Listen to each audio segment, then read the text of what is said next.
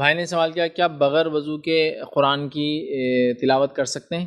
تو یاد رکھیے اس معاملے میں یہی چیز مستحب ہے، اور اہل عرب علماء کے فتاوے یہی ہیں کہ قرآن کو وضو کے ساتھ ہی پڑھا جائے، یہ مستحب ہے، یہی ریکمینڈڈ ہے اور یہی ہونا چاہیے۔ لیکن آج کل جس طرح سے ماحول اور سماج چل رہا ہے تو اس کے اندر جو مصحف کی بات ہے، جب آپ بول رہے قرآن کو وضو اور غیر وضو، تو یہ مصحف کی بات ہے۔ مصحف مطلب قرآن ایز اے بک فارم اگر آپ کے ہاتھ میں ہے تو انہوں نے کہا کہ وضو سے ہی ہو، لیکن ایز اے بک فارم نہیں ہے، چونکہ آج کل ہم جانتے ہیں ٹیبلٹس میں ہوتا ہے، کمپیوٹرز میں ہوتا ہے، موبائلس میں ہوتا ہے، فیبلٹس میں ہوتا ہے، اور آپ کی اسکرینس بولیے عام زبان اسکرینس پر ہوتا ہے۔ اسکرینس کے لیے وہ ایشو ہے ہی نہیں وضو کا، اسکرینس کے لیے وضو کا ایشو نہیں ہے۔ تو اگر آپ موبائل میں پڑھ رہے ہیں، ہینڈ سیٹ میں پڑھ رہے ہیں، ٹیبلٹ میں پڑھ رہے ہیں، کمپیوٹر میں پڑھ رہے ہیں تو وضو ختم ہو گیا۔ لیکن جب مصحف کا معاملہ آتا، فزیکل کاپی کا معاملہ آتا، تو ان کی رائے یہی ہے کہ اس کو مستحب ہی ہے کہ وضو کر کے ہی ہاتھ لگا جا پڑھا جائے۔ لیکن اگر یہ فزیکل فارم میں نہیں ہوتے ہوئے الیکٹرانک فارم میں کسی بھی شکل میں، اس میں کوئی حرج نہیں کہ اس کو آپ بغیر وضو کے پھر انشاءاللہ عزیز پڑھ سکتے ہیں۔ تو اگر آپ، اور منہ زبانی کا کوئی مسئلہ نہیں، منہ زبانی میں اس میں آئیں گا، منہ زبانی کے لیے تو وضو چاہیے نہیں، منہ زبانی کے لیے وضو چاہیے نہیں، الیکٹرانک فارم میں تو وضو چاہیے نہیں، اسکرین سے پڑھ رہے تو وضو چاہیے نہیں۔ صرف اور صرف انہوں نے کہا جب مصحف کو ہاتھ میں لیں گے، فزیکل بک کو لیں گے، تب وضو کی ضرورت ہے۔ تو لہٰذا اگر منہ زبانی پڑھ رہے ہیں، آپ حفظ ہے پڑھ رہے ہیں، جیسے کہ اللہ کے رسول صلی اللہ علیہ وسلم رات میں اٹھتے تھے، قرآن کی سورہ آل عمران کی آخری 10 آیتوں کو آسمان کی طرف دیکھ کے تلاوت کرتے، پھر وضو کرتے اور پھر نماز پڑھتے۔ واضح ہے کہ آپ کو وضو نہیں تھا، نیند سے اٹھے، پہلے قرآن کی آیتیں پڑھی، پھر وضو کیا، پھر نماز پڑھی، ٹھیک ہے۔ تو لہٰذا بالکل آپ جو حفظ ہے وہ پڑھیے، کتابوں کو مطلب کتابوں کے اندر اگر تفسیر کی کتابوں میں آ رہی ہے، کسی اور کتاب میں آ رہی ہے تو پڑھیے۔ اس کے علاوہ آپ کمپیوٹرز وغیرہ اسکرین میں پڑھ سکتے ہیں، پڑھیے۔ اس کے علاوہ حفظ ہے، ضرورت نہیں ہے، موبائل وغیرہ میں ضرورت نہیں ہے، آپ بغیر وضو کے انشاءاللہ اس کو پڑھ سکتے ہیں، ٹھیک ہے۔ جتنوں کا فتویٰ ہے وہ صرف قرآن ایز اے فزیکل بک، اس کو آپ بغیر وضو کے ہاتھ نہ لگائیں، باقی سب کو لگانے میں انشاءاللہ کوئی حرج نہیں۔ کسی جمعہ کے آداب اور مسنون اعمال کیا ہے وہ دیکھیں گے۔ میں احادیث اور کچھ قرآنی آیتیں رکھتے چلوں گا، اور اس کے بعد پھر اس کو ترتیب اور پوائنٹ وائز بتاؤں گا کتنی چیزیں ہم نے اس سے سیکھی۔ آئیے جو بات پتہ چلتی ہے جمعہ کے دن جو کرنا ہے وہ یہ ہے کہ جو جمعہ میں جو شریک ہو وہ نہا لے، اور رسول اللہ صلی اللہ علیہ وسلم کا اس کے تعلق سے فرمان ہے، صحیح مسلم کی روایت ہے، صحیح بخاری میں بھی یہ روایت آتی ہے، آپ نے فرمایا غسل الجمعۃ واجب علی کل مسلم، جمعہ کے دن غسل کرنا ہر مسلمان پر واجب ہے۔ مطلب جس کی طاقت ہو، استطاعت ہو، صحت ہو، سہولت ہو، چیزیں مہیا ہو، حمام ہو، اور جو کچھ چیزیں انسان کو لوازمات لگتی ہے ایک نہانے کے لیے، اگر وہ سب ہو تو پھر نہانا۔ تو جمعہ کے دن کچھ نہ ہو تو کم از کم جمعہ کو نہانا ہے۔ غلط فہمی کا کوئی شکار نہ ہو کہ صرف جمعہ کو نہانا ہے، کچھ نہ ہو تو، چونکہ عرب کے علاقوں میں پانی کی قلت تھی، تو اگر کوئی انسان پانی کی قلت بھی ہو تو اتنا پانی ہفتے بھر میں سیو کر سکتا ہے، بچا سکتا ہے کہ ایک بار تو بھی کم از کم نہائے۔ الحمدللہ ہم جن علاقوں میں رہتے ہیں یہاں پانی کی بکثرت فراوانی ہے، اور جس علاقے میں اللہ کے رسول صلی اللہ علیہ وسلم اور دیگر صحابہ بھی رہے تھے آج وہاں بھی پانی کی بہت زیادہ فراوانی ہے، بہت آیت ہے۔ لیکن کچھ لوگ ایک دن آڑ نہاتے ہیں، کچھ لوگ صحت کی وجہ سے 2 دن آڑ نہاتے ہیں، کچھ لوگ صحت کی خرابی کی وجہ سے 3 دن آڑ نہاتے ہیں، مطلب ہفتے میں 2 بار ان کا ہوتا ہے۔ انسان کی صحت ہوتی ہے، حالات ہوتے ہیں، جسمانی کیفیتیں ایسی نہیں ہوتی کچھ لوگوں کی کہ ہر بار نہا سکے، بڑھاپا ہے ساتھ نہیں دیتا ہے، صحت کی کمزوری، جوان ہے لیکن بیمار ہے، بہت چیزیں لیکن کم از کم ایک بار، اور جمعہ کے دن تو خاص طور سے عادت کے لیے، تاکہ بچوں کو عادت ہو، بیوی کو عادت ہو، گھر والوں کو عادت ہو، سب کوشش کرے کہ جمعہ کے دن نہائے۔ یہ پہلا کام ہمیں جمعہ کے دن کرنا ہے۔ اور اگر کوئی انسان شادی شدہ ہے تو وہ کوشش کرے کہ رات اپنی بیوی سے ہم بستری کریں، اس لیے کہ غسل جنابت جمعہ لینے کا بھی ایک فضیلت ہے، انشاءاللہ آگے آئیں گی وہ فضیلت ہے۔ تو عام آدمی بھی غسل لے، بچے بھی غسل لے، بڑے بھی غسل لے، سہولت ہو تو ایک انسان جنابت کی حالت میں ہو، خود بھی نہائے اور اپنی بیوی کو بھی نہلائے، یہ معنی ہے اس کا۔ بہرحال دوسری چیز جو بہرحال ہم یاد رکھیں گے جمعہ کے دن جو کرنے کی، اچھے اور صاف ستھرے کپڑے پہنیں، اور خوشبو کا استعمال کریں اور تیل کا استعمال کریں، اس لیے کہ نبی اکرم صلی اللہ علیہ وسلم فرماتے ہیں، اور حدیث کے الفاظ یوں ہیں علی کل مسلم غسل یوم الجمعۃ، کہ ہر مسلمان پر جمعہ کے دن غسل ہے۔ پھر آگے فرماتے ہیں وَيَلْبَسُ مِن صَالِحِ ثِيَابِهِ، اور جو اس کے کپڑوں میں اچھے کپڑے ہو ان کپڑوں کو وہ جو ہے اچھے کپڑوں کو اپنے زیب تن کرے، مطلب اپنے اوپر ڈالے یا وہ پہنے۔ مطلب آپ کے پاس جو کچھ کپڑے ہیں ان میں جو بیسٹ کلوتھس ہے، جو سب سے اچھے کپڑے ہیں، ان کپڑوں کو آپ اپنے جسم پر ڈالیں، اس لیے کہ جمعہ کا دن ہے۔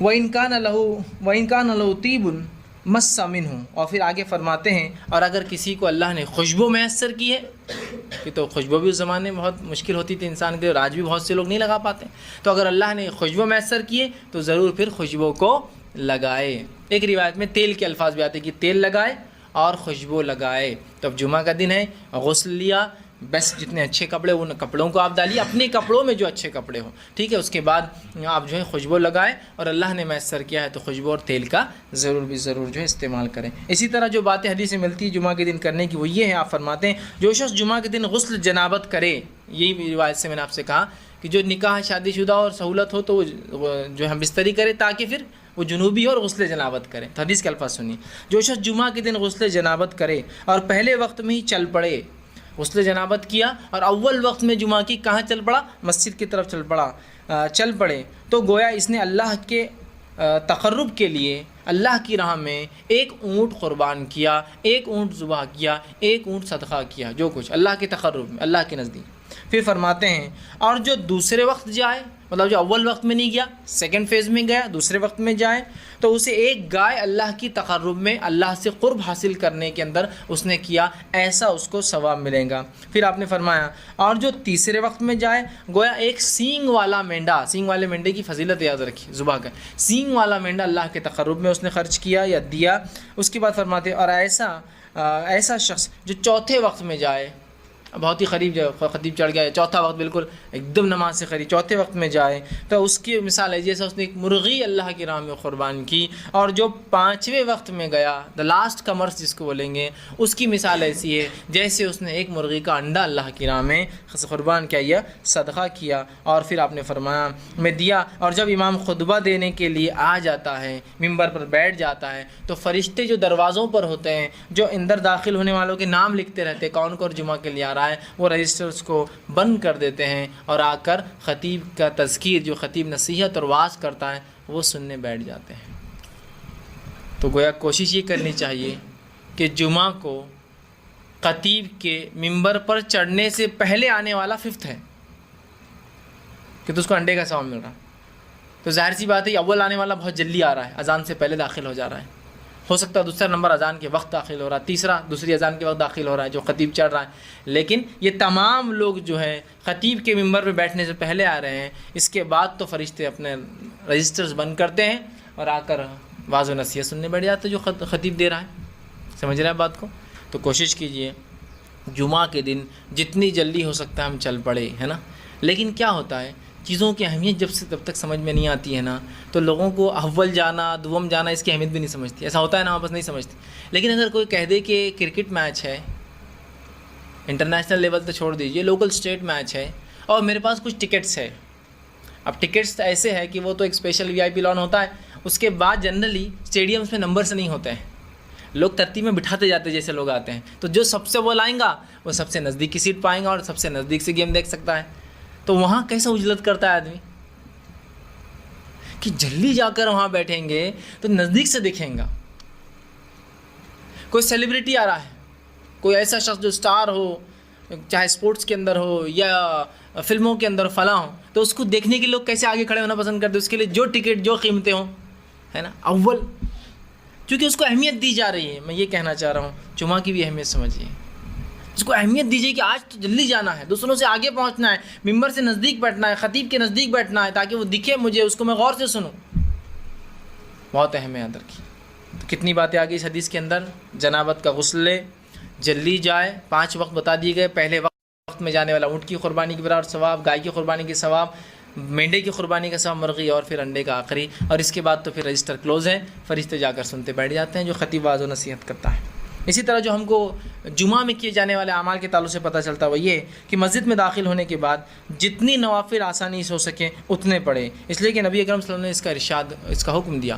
آپ جمعہ کے لیے داخل ہوئے مسجد میں، جتنے نوافل آپ آسانی سے پڑھ سکتے ہیں اتنے نوافل جمعہ کے دن پڑھنے کی آپ کوشش کریں. آپ صلی اللہ علیہ وسلم فرماتے اور کہتے ہیں، یہ صحیح بخاری کی روایت، آپ نے فرمایا جو شخص جمعہ کے دن غسل کرتا ہے اور استطاعت کے مطابق اچھی طرح وضو کرتا ہے، غسل کرتا ہے اور استطاعت کے مطابق اچھی طرح غسل کرتا ہے، ٹھیک، بہت پرفیکٹلی اپنے جو وضو کو کرتا ہے اور تیل یا خوشبو لگاتا ہے، سر میں تیل لگاتا ہے، جسم پہ خوشبو لگاتا ہے، پھر مسجد میں پہنچ جاتا ہے اور 2 آدمیوں میں فرق نہیں کرتا. مسجد میں جب پہنچتا ہے تو اس کو ہٹا کے نہیں جاتا ہے، جہاں جگہ ملی وہاں رکتا ہے. لیکن اس کا ہرگز مطلب نہیں کہ آگے والوں نے اگر صفیں چھوڑ دی تو آپ پیچھے کر رہیں گے، پھر تو آپ ان کو توڑ کر جائیں گے.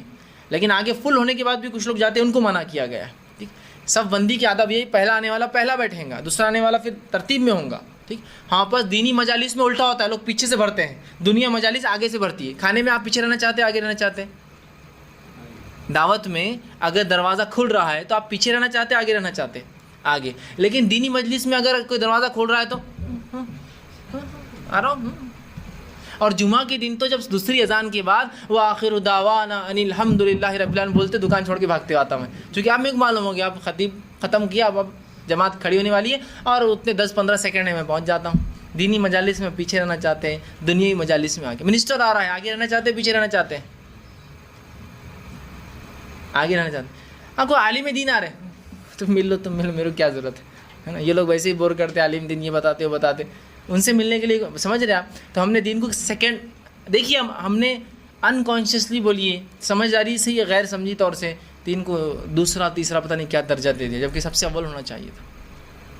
ٹھیک، تو آپ فرماتے ہیں مسجد پہنچتا ہے، 2 آدمیوں میں فرق نہیں کرتا، ان کو ہٹاتا نہیں ہے، اور جو اس کے لیے مقدر ہے نماز پڑھتا ہے، مطلب نوافل ادا کرتا ہے. اسی سے میں نے کہا جتنی ہو سکے اتنی نوافل میں اضافہ. مقدر پڑھتا ہے، پھر امام کے خطبے میں خاموش رہتا ہے، کوئی آواز نہیں کرتا، سنتا ہے غور سے. خاموش رہتا ہے مطلب غور سے سنتا ہے رہتا ہے. تو اگلے جمعے تک اس کے گناہ تمام معاف کر دی جاتے ہیں، سوائے اس کے کہ وہ کبیرہ گناہ کوئی نہ کرے. ایک جمعے سے دوسرے جمعے تک اگر نماز میں آتا ہے، اول آتا ہے، نہا کر آتا ہے، خوشبو لگاتا ہے، تیل لگاتا ہے، جلدی پہنچتا ہے، لوگوں میں فرق نہیں کرتا، جہاں جگہ ملی بیٹھ جاتا ہے، غور سے خطیب کو سنتا ہے، خطبے پہ وہ کرتا ہے، جتنی ہو سکے اتنی نوافل نماز اضافہ کرتا ہے، تو اللہ آنے والے جمعہ تک کے تمام گناہوں کو معاف کرتا ہے. صغائر صرف یہ ضروری ہے کہ وہ کبیرہ گناہ نہ کرے، ہے نا. کتنی فضیلت ہے جمعہ کی، اور کیے جانے والے اعمال بھی دونوں ایک ساتھ آ رہے ہیں. اس لیے میں نے فضیلت میں الگ سے روایتیں نہیں رکھی، یہ فضیلت بھی ہے اور کیے جانے والے اعمال بھی ہے. ٹھیک، اسی طرح جو بات پتہ چلتی حدیثوں سے کہ کیا کرنا ہے جمعہ کے دن، وہی ہے کہ امام کے آنے پر گفتگو ترک کر دینا، اور کسی چیز سے کھیلنا نہیں ہے.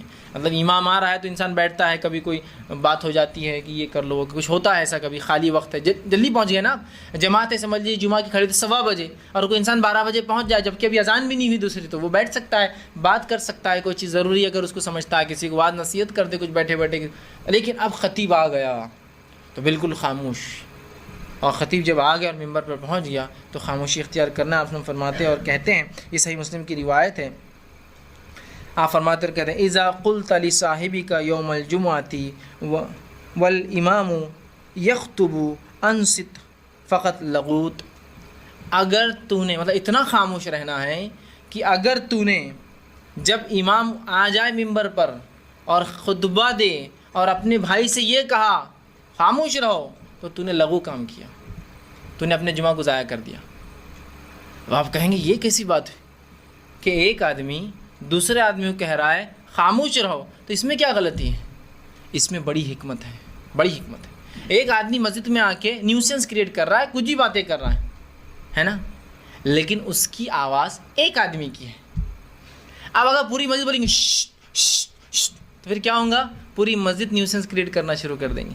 حکمت کیا کہی گئی؟ اس کو کہنے دو، تم کچھ مت کہو اسے، اس لیے کہ اگر تم اس کو خاموش کہو گے، خاموش بیٹھو، تم نے لغو کیا. پھر ایک بچہ چلا رہا ہے، ایک کی آواز ہے، اگر اس کو بڑا بچے گا چپ جمعہ کی نماز خاموش بیٹھ، اس سے ہوں گا کیا؟ 2 ہوں گے. پھر وہ دوسرا دیں گا جمعہ ہے نا، تم کو سمجھتا نہیں کہ خاموش رہنا. تیسرا بولیں گے ارے یار تم لوگ پورے آواز کر رہے، جمعہ کے دن خطیب کھڑا ہے. پھر خطیب پریشان ہے، کہیں کیا چل رہا ہے اس مسجد کے اندر یار، کوئی سننے کو تیار ہے نا.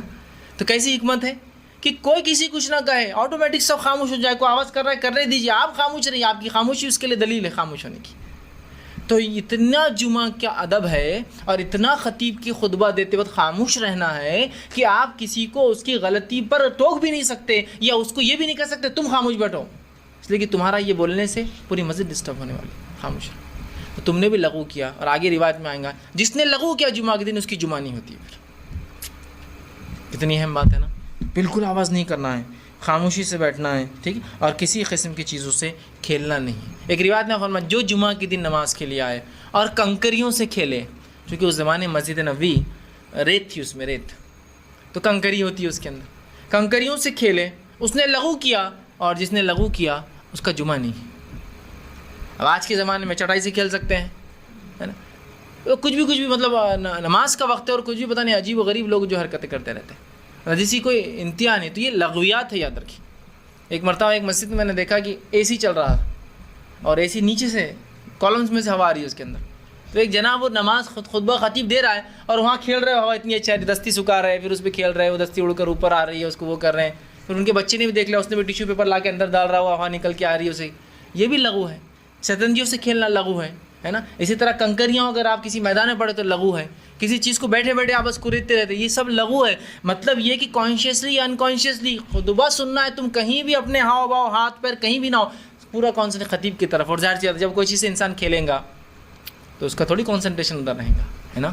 تو کہا کھیلنے سے بھی منع کیا اور خاموش بٹھانے سے بھی منع کیا. اسی طرح آپ نے اور فرمایا اور کہا ممسل حسا فقط لگا ومن لگا فلا جمعۃ لہو. جس نے جو ہے کنکریوں سے کھیلا جمعہ کے دن، کیونکہ اس زمانے کنکریاں تھیں، تو اس نے جو ہے لغو کیا، اور جس نے لغو کیا اس کا جمعہ نہیں ہوتا. کتنی اہم بات ہے نا، کتنی اہم بات ہے. اب ہمارے پاس اللہ رحم کرے کچھ لوگوں کو تو ہند پاک میں ہم دیکھتے عادت ہی ہوتی ہے صرف چلانے کی. مسجد میں یہ نہیں ہے، چٹائی لاؤ، یہ فلاں کرو.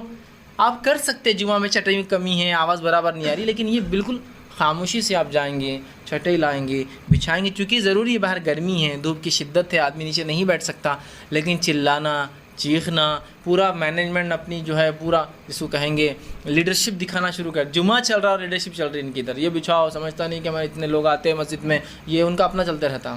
یہ جمعہ کے بعد بھی ہو سکتا ہے، یہ بعد میں مینجمنٹ کو بولا جا سکتا ہے، اتنے ہی شدت سے بولا جا سکتا ہے. بعد میں تو لوگ اور زیادہ ہوں گے اگر آپ کو لوگوں کو بتانا ہی ہے تو، لیکن وہاں ہم کرتے چونکہ ہم کو ادب بھی نہیں پتہ جمعہ کا. ٹھیک، تو کہا پھر اس نے لغو کیا، اور جس نے لغو کیا اس کا جمعہ نہیں ہوتا ہے. ٹھیک. اسی طرح فرماتے ہیں اگر کوئی شخص مسجد میں اس وقت آتا ہے جب امام خطبہ دے رہا ہے تو اسے پہلے تحیۃ المسجد پڑھنا ہے اور پھر نیچے بیٹھنا ہے، سیدھا نہیں بیٹھنا ہے. اس لیے کہ نبی اکرم صلی اللہ علیہ وسلم نے اس تعلق سے فرمایا، اور آپ کے زمانے میں ہوا یہ کہ ایک شخص آیا، آپ نے فرمایا اذا جاء احدکم اليوم الجمعۃ والامام یخطب، کہ تم میں سے جب کوئی شخص مسجد میں داخل ہو اور امام خطبہ دے رہا ہو تو آپ نے فرمایا فلیرکع رکعتین ولیتجوز فیہما، کہ تم میں سے کوئی شخص مسجد میں داخل ہو جب خطیب خطبہ دے رہا ہے تو وہ کیا کرے کہ وہ جو ہے 2 رکعتیں پڑھ لے، ہلکی پڑھے، لیکن بہت لمبی نہیں، ہلکی 2 رکعتیں پڑھ لے اور وہاں جو ہے بیٹھ جائے تخفیف کے ساتھ. ہلکی 2 رکعتیں پڑھ لے اور پھر بیٹھ جائے، ہے نا. کیا فرمایا آپ نے کہ اگر تم میں سے کوئی شخص مسجد میں داخل ہو، امام خطبہ دے رہا ہو تو تم 2 رکعتیں ہلکی پڑھو اور پھر کیا کرو وہاں بیٹھ جاؤ. ہمارے پاس کیا ہوتا ہے، خطبہ چل رہا ہے تو نماز نہیں پڑھ سکتے، تو پھر وہ خطبے میں آتا ہے ایسا جھکتے جھکتے آتا اور اندر گھس جاتا خطبے میں. اس کے بعد پھر خطیب خطبے کے بعد، اچھا یہ خطبہ اردو ہے، عربی بھی نہیں، پھر بولتے ہیں جس نے نماز نہیں پڑھی پڑھ لے، تو پھر سب پوری مسجد اڑ جاتی. اور ایسا لگتا ہے کبھی کوئی نیا آدمی کو جماعت کھڑی ہو رہی ہے وہ بیچارہ کھڑے ہو جاتا، اگر سمجھو وہ غیر اردو زبان کا آدمی ہے، اس کو لگتا ہے سب کھڑی ہو رہی ہے، وہ بھی کھڑا ہو جاتا ہے. بعد میں دیکھتا سب اپنی اپنی نماز باندھ رہے ہیں، ہر آدمی اپنی اپنی کر رہا ہے. اور اس عمل کی وجہ سے کہ دوران خطبہ ہمارے پاس روکا جاتا ہے نماز پڑھنے سے، جبکہ رسول اللہ نے حکم دیا. بلکہ آپ ایک بار جمعہ کا خطبہ دے رہے تھے، ایک شخص آ کر بیٹھ گیا، آپ نے کہا ایک شخص نماز پڑھ لے پھر بیٹھ. وہ شخص کھڑا ہوا، نماز پڑھا اور پھر بیٹھ گیا. آپ نے اسے پڑھنے کا حکم دیا نماز، تاکہ وہ تحیۃ المسجد پڑھے اور اس کے بعد بیٹھے. ہمارے پاس یہ حال ہے کہ کوئی آ کر اگر نماز پڑھے، ارے خطبہ چل رہا ہے اردو. ویسے خطبہ جمعہ کے 2 ہونا چاہیے، ہمارے پاس خطبہ جمعہ کے 3 ہوتے ہیں، ہے نا. ایک اردو میں پہلی اذان کے بعد ممبر سے نیچے، ایک عربی میں دوسری اذان کے بعد ممبر کے اوپر، پھر خطیب بیٹھتا ہے بیچ میں ایک بار، پھر کھڑا ہوتا ہے، پھر وہ تیسرا ہوتا ہے، مطلب دوسرا خطبہ عربی میں ممبر پہ سے. جبکہ رسول اللہ کے زمانے میں خطبے صرف 2 ہوا کرتے تھے. اب دوسری اذان کے بعد، مطلب معاف کرنا آپ کے زمانے میں تو دوسری اذان نہیں ہوتی، ایک ہی ہوتی. اذان کے بعد خطیب کھڑا ہوتا سیدھا ایک، اس کے بعد بیچ میں بیٹھ کر اٹھتا 2. تو دوسرے خطبے کی مطلب پہلا جو اردو میں ہے، جو کہ خطبہ ہے ہی بھی نہیں مسنونہ، جو ممبر سے ہٹ کر کرسی بیٹھ کر ایک ساتھ دیتے رہتے ہیں، جبکہ سنت ہے کہ ممبر پہ چڑھ کے دیا جائے. یہ ایک نئی بدعت ہے ہمارے پاس جو ایجاد کر دی گئی. اور حد یہ ہے کہ پھر اس میں نماز نہیں پڑھنے دے رہے آپ. اور چونکہ بعد میں اعلان ہوتا ہے کہ جس نے نفل نہیں پڑھی پڑھ لے، سب اٹھ کر پڑھتے ہیں، تو جو پہلے آتا ہے وہ اس لیے نہیں پڑھتا ہے کہ بعد میں سب پڑھیں گے تو اچھا لگتا اپن بیٹھے ہوئے ہیں، تو اس نے بھی نہیں پڑھتا ہے، ایک سنت تو ختم کرتا ہے، جمعہ میں بیٹھ جاتا ہے، پھر اعلان ہوتا ہے کہ پڑھ لو، تو پھر سب کھڑے ہوتے ہیں، پوری مسجد ایسی کھڑی ہوتی ہے جیسا کہ جماعت کھڑی ہو رہی ہے، لیکن سب اپنی اپنی پڑھتے ہیں. پھر خطبہ اذان ہوتی ہے اور پھر خطبہ ہوتا ہے. کیسے ہم سنتوں ختم کر رہے ہیں ایک کے بعد ایک. نہیں کر لیے تو کیا ہوا, بیٹھ گئے تو کیا ہوا, بس یہی تو مسئلہ ہے نا. تو امام خطبہ دے رہا 2 رکعت پڑھ کے بیٹھ جائے. اسی طرح جو ہے جو شخص مسجد میں بیٹھنے والوں کی جو ہے گردنیں پھلانگتے ہوئے نہ آئے اور نہ ہی ان کے درمیان فرق کر کے بیٹھے.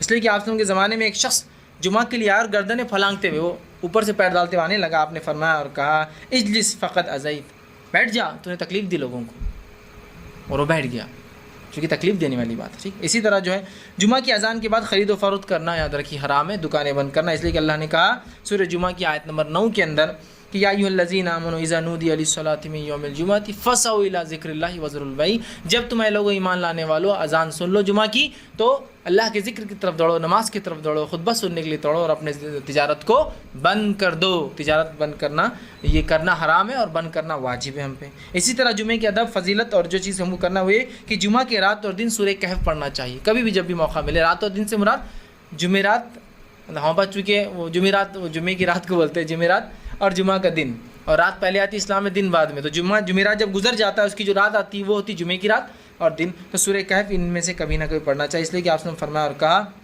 یہ مستدرک حاکم کی روایت اور صحیح, آپ نے فرمایا من قرأ سورۃ الکہف فی یوم الجمعۃ اضاء لہ من نور ما بین الجمعتین, جو شخص سورہ کہف کو پڑھتا ہے تو ایک جمعہ سے دوسرے جمعہ تک ایک نور اس کے لیے جو ہے چمکتا رہتا ہے. تو کوشش کرے جمعہ کے دن سورہ کہف پڑھنے کا اہتمام کرے. اسی طرح جو ہے رسول اللہ صلی اللہ علیہ وسلم جمعہ کے دن جو ہے رسول اللہ صلی اللہ علیہ وسلم پر جمعہ کے دن کثرت سے درود بھیجنا چاہیے. آپ صلی اللہ علیہ وسلم فرمایا کہا جمعہ کے دن اور رات, یہ بحقی کی روایت اور حسن درجے کی حدیث ہے, جمعہ کے دن اور رات کثرت سے مجھ پر درود پڑھا کرو, جو اس کی تعمیل کرے گا میں قیامت کے دن اس کے لیے گواہ اور سفارشی بنوں گا. جمعہ کے دن خاص طور سے رسول اکرم صلی اللہ علیہ وسلم پر درود زیادہ سے زیادہ بھیجنا چاہیے. اسی طرح جمعہ کے دن کثرت سے زیادہ دعا کرنی چاہیے. اس لیے کہ آپ صلی اللہ علیہ وسلم نے فرمایا اور کہا کہ جمعہ کے دن ایک ایسی گھڑی آتی ہے, یہ صحیح مسلم کی روایت, ایسی گھڑی آتی ہے جس میں مانگی گئی دعا اللہ رد نہیں کرتا ہے. جمعہ کے دن ایک ایسی گھڑی آتی ہے جس سے مانگی گئی دعا اللہ رد نہیں کرتا ہے. کچھ علماء نے لکھا یہ خطیب کے ممبر پہ چڑھنے سے لے کے اترنے تک کا بیچ کا وقت ہے, اور کچھ نے کہا کہ یہ عصر سے مغرب کے بیچ کا وقت ہے. واللہ عالم, ہم نہیں جانتے, لیکن آپ جب وقت ملے جمعہ کے دن کثرت سے دعا کرتے رہیں. تو آئیے جمعہ کے دن کیا کیا کام کرنا ہے وہ ایک بار فہرست رکھ دیتا ہوں. پہلے غسل لینا ہے, پہلا کام جو کرنا ہے غسل لینا ہے.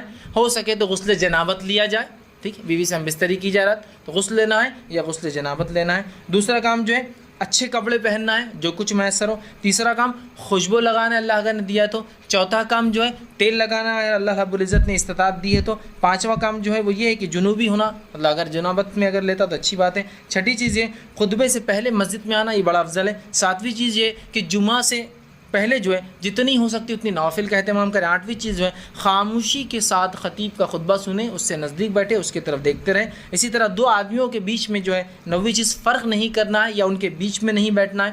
10واں کام یہ ہے کہ خطبے میں جو ہے بات چیت نہیں کرنا ہے, خاموشی اختیار کرنا ہے.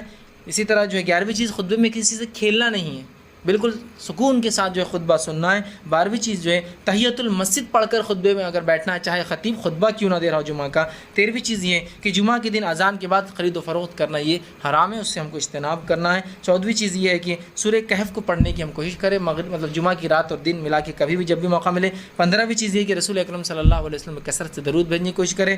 اور 16ویں چیز یہ کثرت سے اس دن دعا مانگیں. یہ کام ہم کو جمعہ کے دن کرنے کی کوشش کرنا ہے, یاد رکھیں, ٹھیک. اب اس کے بعد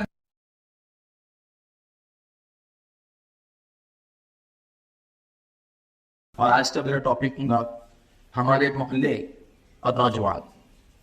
جب کسی محلے سے گزرتے ہیں اور وہاں کے نوجوانوں کو دیکھتے ہیں اور ان کی کچھ برائیاں, بے رحمی, خرابیاں یا ان کو ایسا دعویٰ کرتے ہیں اجتماعیت میں جو غلط ہے, تو یہ کمنٹ تو ہم ضرور پاس کرتے ہیں یا یہ بات تو ضرور کہتے ہوئے گزرتے ہیں ہم مرد بھی اور عورتیں کہ یہ کیسے بچے ہو گئے, یہ کیسے نوجوان ہو گئے, ہے نا. ایک خاتون راستے سے چل رہی, اس کو بال لگ گیا تو وہ بھی یہ کمنٹ دیتی کہ کیسے بچے ہو گئے. ایک آدمی گاڑی چلا رہا ہے اور اس کی گاڑی اسکیٹ ہوگی بچوں کو کسی شہادت کی وجہ سے, تو وہ بھی کمنٹ دیتا ہے نا. تو گویا ہم لوگ تبصرے تو کرتے ہیں, باتیں بھی کرتے ہیں. یہ ڈسکشن کا موضوع یا ٹاپک بھی بنتا ہے کہ بچے کیسے ہو گئے, نوجوان کیسے ہو گئے, سڑکوں پہ کیا حال ہے, دکانوں کا کیا حال ہے, چوراہوں کا کیا حال ہے, اور ہوٹلوں کا کیا حال ہو چکا ہے. لیکن سوال یہ کوشچن نہیں ہے کہ ہم لوگ اس کے علاوہ کچھ کر نہیں پا رہے ہیں. کیا واقعی میں ہم یا ہمارے حکومت کے ذمہ داران اتنے جس کو کہیں گے کمزور ہو چکے ہیں کہ بچوں کے لیے اب کوئی راستہ باقی نہیں رہا, یا پھر ہمارے بچے اتنے زیادہ بگڑ چکے ہیں کہ اب ہمارا ان کی اصلاح کرنے قریب جا رہا ہے, ان کو بھی بگاڑ دیں گا تو ہم اپنے آپ کو بچا کر رکھ رہے ہیں.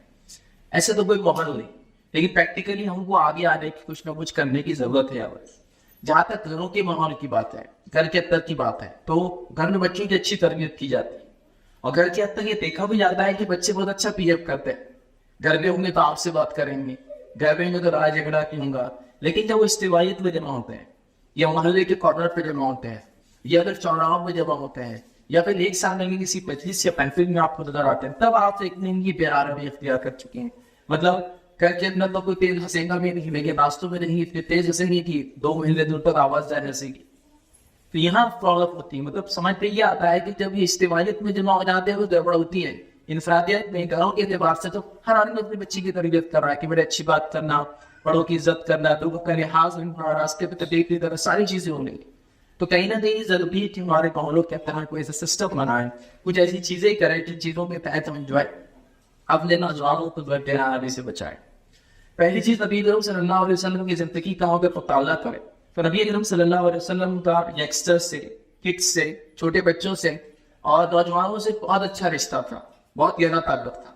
نبی اکرم صلی اللہ علیہ وسلم اصحاب جب کسی سفر سے واپس آتے تو بچے مدینے کے باہر, مدینے کے راستے تھے جہاں سے نبی اکرم صلی اللہ علیہ وسلم صحابہ آنے والے تھا رک جاتے, اور آپ صلی اللہ علیہ وسلم کی سنت تھی کہ آپ کسی بھی بچے کو جو سب سے پہلے کھڑا ہوتا اس کو لے کر اپنے اوپر سوار کر دیتے. تو گویا بچوں کی محبت کے اللہ کے رسول صلی اللہ علیہ وسلم آنے والے ہیں اور جاتا ہے راستوں میں کھڑے ہو جانا, یہ بتاتا ہے کہ نبی اکرم صلی اللہ علیہ وسلم کو بڑا گہرا تعلق بچوں سے تھا. یہ افسوس کی بات ہے کبھی بار ہمارا یہ تعلق تو اپنے بچوں سے بھی نظر نہیں آتا کہ باپ کی گاڑی آئے تو انتظار کر رہے, بولتا ہے وہ آئیں گے اور بس اب کچھ یا تو والدہ کچھ بولیں گے یا جو سامنے ملا پہلے اس سے معاملہ شروع ہو جائیں گے. تو وہ تعلق نہیں. تو نبی اکرم صلی اللہ علیہ وسلم صحابہ کے لیے بچے اتنے ماؤس تھے, بچے بولے تھے کڈس ہو گئے اور نوجوان بولے تھے ٹین ایجرس ہو گئے, تو بچے تک انتظار کرتے تھے. نبی اکرم صلی اللہ علیہ وسلم بچوں نوجوانوں کو اب مسجد نبی کے پاس یا آپ جب محلوں میں گزرتے تو کبھی کبھار بچوں کو جمع کر کہتے وہاں تک دوڑ آؤ, وہاں تک جا کے چیخ آؤ اس چیز, اور بچے دوڑتے ہوئے جاتے اور جو سب سے پہلے آتا ہے نبی اکرم صلی اللہ علیہ وسلم کو پکڑ لیتا ہے اور آپ اس کو ایک کھجور یا ڈال میں کچھ دیتے, تو گویا ان کی فزیکل ہیلتھ کے لیے آپ خواہش کرتے کہ وہ اچھے رہے, صحت مند دوڑے. نبی اکرم صلی اللہ علیہ وسلم کے تعلق سے آتا ہے کہ آپ مرزاواری بچوں کو کراتے اور وہ گھوڑوں کی ریس ہوتی, بچے اس میں دوڑتے اور جو سب سے پہلا گھوڑا آتا اس کو کچھ نہ کچھ نبی اکرم صلی اللہ علیہ وسلم انعام دیتے. تو نبی اکرم صلی اللہ علیہ وسلم کا بچوں سے بڑا گہرا تعلق تھا. نبی اکرم صلی اللہ علیہ وسلم کا نوجوان سے بڑا گہرا تعلق تھا. جو نبی رضی اللہ عنہ کے واقعات لمبے ہیں, میں بس اپنا پوائنٹ اس میں سے رکھنا چاہ رہا ہوں.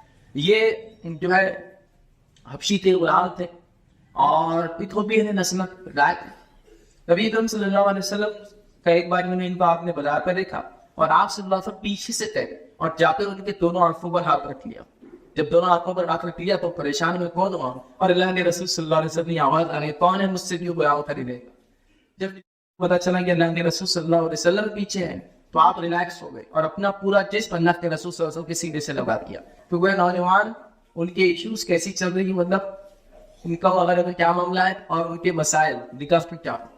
تو اللہ کے رسول صلی اللہ علیہ وسلم کو بچوں سے, نوجوانوں سے, ٹین ایجر سے, کڈ سے اور یوتھ سے بہت گہرا تعلق.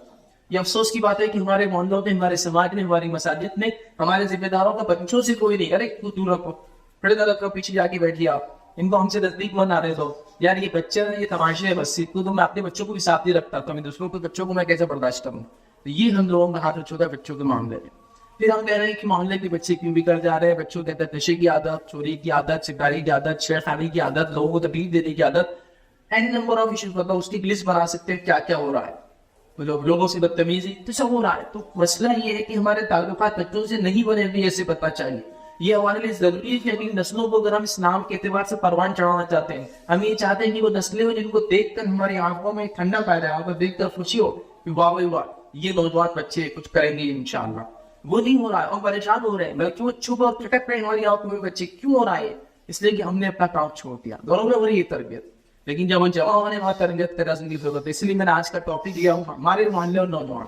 تو اب ہم کو محلے کے اعتبار سے, میں مسجد کے اعتبار سے کیوں نہیں کہہ رہا ہوں, کیونکہ الحمدللہ آج کل ہر محلے میں کہیں کی مسجد ہے. اسی زمانے میں محلے میں ایک مسجد رکھتی تھی, तो लोग बोलते थे मस्जिद कमेटी ये काम करें। नहीं, अब मस्जिदें बहुत हो गई, एक मोहल्ले की शुरू में मस्जिद होती, एक मोहल्ले के एंड पे मस्जिद हो गई, मोहल्ले के बीच मस्जिद थी, मोहल्ले के ऊपर, मतलब मस्जिद तो बहुत कम थी। तो अब तो मोहल्ले का काम है कि अपने नौजवानों पे वो नजर रखिए कि हमारे इलाके में, हमारी इस बस्ती के अंदर बुराई ना आ पाए, अगर आ रही इज्तिमाई शक्ल में तो हम उसको कैसे दूर करें, इसकी इस्लाह का क्या करें, किस नौजवान को कैसी मेहनत की जरूरत है, ये बहुत इंपॉर्टेंट याद रखिए। एक नौजवान ने गुनाह किया, वो जेल चला गया, जब आप उसको देखकर सोच रहे हैं, ये कह रहे कि उसकी माँ बाप की तरबियत सही थी, आप ये कह रहे कि उसने गलत काम किया, सवाल ये है कि जब वो बिगड़ा था तब आप कहाँ थे?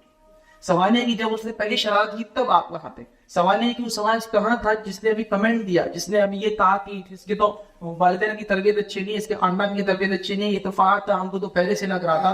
तो वो इतनी बसीरत और नजर रखने वाले अहले नजर पहले कहा थे कि जब ये बच्चा बिगड़ रहा था तो तब क्यों नहीं नजर आप रखी और कहा इसके इस्लाम के लिए कर रहा हूँ, इसके इस्लाम के लिए कर रहा हूँ, ये ग्रुप के लिए मुझे ये काम कर पाऊंगा, तब जाके नौजवान अच्छे होंगे। हमने मेहनत नहीं। जवानी के बारे में अल्लाह के रसूल सल्लल्लाहु अलैहि वसल्लम फरमाते हैं कि 5 सवाल ऐसे जिसके जवाब दिए बगैर जामे तिरमिज़ी की रिवायत है, इंसान के कदम अल्लाह रब्बुल इज्जत के सामने से नहीं आ जाएंगे। 5 सवाल में पहला सवाल है जिंदगी कहाँ लगाई, दूसरा सवाल है जवानी कहाँ लगाई, मतलब जिंदगी कहाँ गुजारी, जवानी कहाँ गुजारी। तो भाई ये सवाल खुद बता रहा है कि जवानी कितना अहम मरहला है, इसके बारे में अल्लाह रब्बुल इज्जत बोलते हैं सवाल करेंगे। लेकिन मेरा सवाल आपसे है, जिम्मेदारों से, मेरा सवाल क्या है? सवाल ये है कि जब नौजवान जवान हुआ उसको पता क्यों नहीं चला कि उसकी जवानी की अहमियत क्या है? उसके जवान होने से पहले उसकी एजुकेट क्यों नहीं किया गया कि बेटा तुम अब जवान होने वाले हो, जवानी की अहमियत ये ही है, कुरान में ये है, सुन्नत के अंदर ये है। नौजवान किसी भी कौम, उसके लिए आपको करनावा, फहामा, मुफ्ती, आलिम, साइंटिस्ट होने की जरूरत नहीं। नौजवान किसी भी कौम की रीढ़ की हड्डी होता है। नौजवान किसी भी कौम का मुस्तकबिल है, उसका फ्यूचर है याद। तो किसी भी आदमी को बड़ा साइंटिस्ट होने की जरूरत नहीं किसी नौजवानों की बिगाड़ को देखते हुए प्रेडिक्ट करने में कि आने वाली इस कौम का हाल बुरा होने वाला, क्योंकि इसके नौजवान बेनामी इख्तियार कर चुके हैं। तो जो वालिदैन अपने बच्चे को जवान होने से पहले जवानी की अहमियत तो उसमें क्या करना नहीं सिखाते, मैं कहता हूँ क्रिमिनल नेग्लिजेंस कर रहे हैं। ये एक लीगल टर्म है कि एक ऐसा चीज को भूल जाना, उसके भूलने के नतीजे में एक क्रिमिनल काम था, तो इसका आपको सजा लगती है। जैसे एक मिसाल देता हूँ, ड्राइवर था, वो गाड़ी में बच्चों को ले आके अगले जगह छोड़ता था। एक दिन उसकी बस में एक बच्चा आता रह गया, उसने बस के दरवाजे खिड़कियां सब लगा दी, चला गया, बच्चा सफोकेशन से मर गया। ये क्रिमिनल नेग्लिजेंस था, ये तो खता थी, ये सजा की मुस्तहक खता थी, क्योंकि उसमें जान चलेगी बच्चे। हालांकि इसने गलती से क्या, उसका मकसद किसी खत्म कर रहा है, इसको बोलते क्रिमिनल नेग्लिजेंस। तो ये मैं कहता हूँ अपने जमाने में ये क्रिमिनल नेग्लिजेंस से वो वालिदैन जो बच्चा जवान हो रहा है, जवानी से पहले उसको लेकर सिखाते नहीं, बेटा तू किस मोहल्ले में जा रहा है, तुझे क्या काम करना है।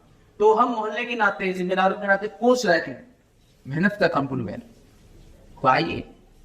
अब क्या करें तो मोहल्ले के एतबार से शहर और बस्तियां बड़ी चीज होती है, इस्लाह माशरा बड़ा टॉपिक है, मैं वो छोटा टॉपिक ले रहा हूँ। मोहल्ले के एतबार से क्या करना है, उतना ही अगर इंशाल्लाह से हम कर पाए बड़ी कामयाबी हो जाएगी। क्योंकि ये मोहल्ले जमा होते हैं, बड़े शहर, बड़े एरियाज इसको बोलते हैं, कई मोहल्लों के जो जमा हो जाते हैं, ये सब बनता है। तो हमें कुछ काम करना जरूरी है, मोहल्ले के जिम्मेदार आगे आए और ऐसे काम और ऐसी तरबियत और ऐसे नज्म और ऐसे सिस्टम्स को जो काम करने की जो कोशिश करें। सबसे पहली चीज तो हम ये काम करें कि अपने मोहल्ले के अंदर मोहल्ला कमेटीज बनाए। मैं फिर कह रहा हूँ मस्जिद कमेटी इसलिए नहीं कह रहा हूँ कि कहीं की मोहल्ले में नहीं की मस्जिद है, तो आप मोहल्ला कमेटीज बने। जो कमेटीज इस चीज का ध्यान दे कि हमारे सड़कों पर कौन बैठता है, नौजवान गाड़ियां कैसे चलाते हैं, नौजवानों की अगर बात आप सुनते हैं तो उस बात में आपको लगता है कि ये लायक है कि अगर सब सुन लेगी तो ये चलेगा, या लगता है कि इस्लाम की जरूरत है कि बेटे ये अल्फाज इस्तेमाल मत करो। आप किसी नौजवान को देखते टुकड़ पे खा रहे थे, दीवारों पर रंग रहा है, पान खा के बीच मार रहा है, तंबाकू खा के बीच मार रहा है, सिगरेट पी रहा है, तो क्या हमने उसके लिए कोई प्लान रखा तो कैसे हम समझाएंगे? हम उसको मारेंगे तो ये उसकी इस्लाह नहीं याद रखें, हम उसको डांटेंगे तो वो फिर कहीं और जाकर करेगा, मतलब हमारे पहले की मुसीबत किसी और मान लेंगे मुसीबत बनेगी।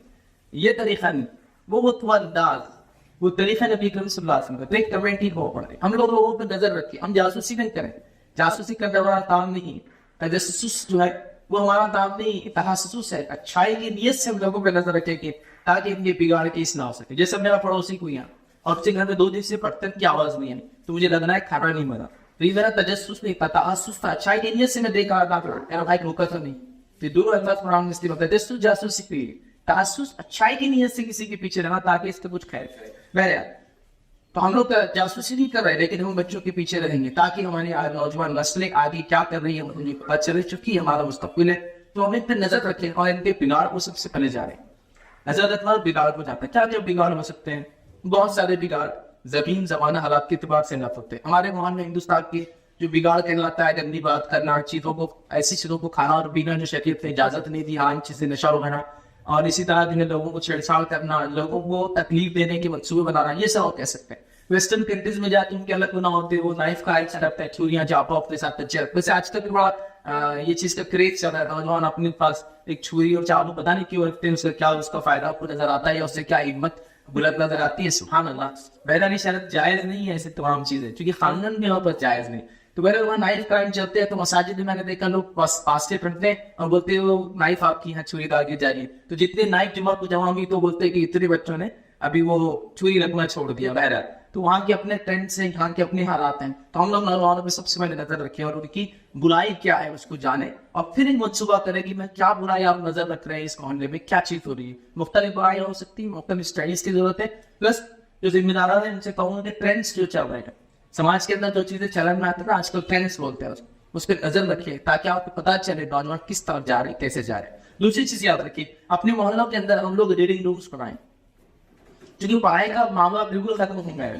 میں آپ کی دعوے سے کہتا ہوں آج تک 8ویں 9ویں کا نوجوان بھی وہ جو سبجیکٹ مطلب جو لینگویج میں پڑھتا ہے, انگلش میڈیم میں, اردو میڈیم میں, ہندی, اس کو اس میڈیم کی کتاب نہیں پڑھنا ہے. اللہ بولیں گے بھائی چلو ایک چیپٹر پڑھ لیتے ہیں انگلش کا, تو چل رہا بیچارے کہ آپ ہی پڑھنے جا رہے ہیں تو کیا اس میں مانا ہے, تو اس کو وہ بھی نہیں آتا ہے. کئی نوجوانوں کے تعلق سے بات دیکھیں کہ 10ویں میں آ جا رہے ہیں, ان کو لکھنا کیا آتا ہے, لکھنا اس لیے نہیں آتا کہ پڑھنا بھی نہیں آتا. ہمارے محلہ میں کسی بھی مطلب کسی بھی لینگویج کا میں کوئی وہ نہیں کر رہا, آپ انگلش کے ریڈنگ رومس بنائیے, اردو انگلش دونوں رکھیے. آپ کو لگتا ہے آپ کے رابطہ میں اتنی بناتے ہیں گجراتی, بنگالی, تیلگو, پنجابی, جو ہوتا ہے پہلا.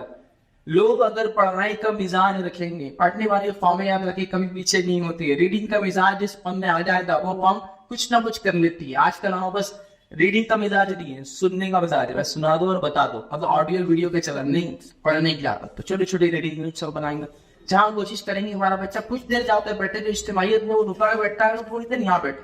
میں نہیں کہہ رہا ہوں کہ پورا دن وہ یہاں بیٹھے, ضرورت بھی نہیں ہے, کئی کام کرنا ہے ہمارے نوجوانوں کو. لیکن یہ بھی سسٹم ہوگا کونوں میں ہے. لیکن اس سے کیا ہوگا, آپ کو ایک بچہ گھر میں نہیں پڑھتا ہے, دوسرے دوستوں کو دیکھ کر وہ بھی انگلش بتائے گا, اچھا اچھا پڑھنے والا بن جائے. اور میں تو کہتا ہوں بنیادی علوم میں سے ایک بچے کو آپ نے دینا چاہیے آج کے زمانے میں, اس میں کوئی ایک زبان جس پر اس کی مہارت ہو. وہ اردو وہ انگلش میں جو زبان مناسب مہارت ہونا چاہیے, ایک لینگویج ایٹ لیسٹ, ایک لینگویج. ہمارے پاس تو ایسا حال ہے کہ وہ کچھ بھی بنتی ہے زبان میں, کچھ اس کو آ رہا نہیں, یہاں سے پڑھتا اردو پڑھتا ہے, اور انگلش میڈیم سے جو مسلمانوں کے بچے پڑھ رہے ہیں وہ تھوڑا غور سے سنیں میرے بات کو, وہ بیچارہ تو اتنا معذور رہتا ہے, نہ انگلش اس کو پڑھنا آتی پوری زندگی کی, نہ اردو اس کو سمجھتی بیچارے.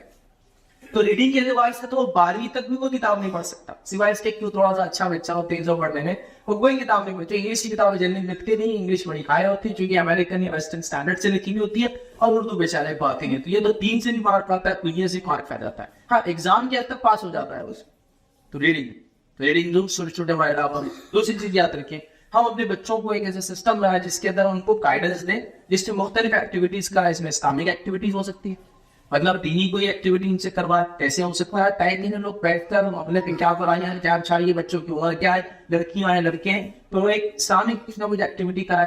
ہم ایک دن ایسا بنا سکتے ہیں کہ فلاں چیز بنا کے ڈرائی کر کے لا لو, فلاں چیز خاص سے تیار کر کے لا لو, فلاں ایک ایسے لکھ کر لا لو, فلاں ایک کام کر کے لا لو, آنے والے فلاں چیز پہ یہ ہے, آپ کیا سمجھتے ہیں دنیا میں یہ مسائل چل رہے تو اس کا حل کیا ہو سکتا ہے. تو یہ کریٹو تھنک پر بھی بنا کے سوچنے والے بنے. محلے میں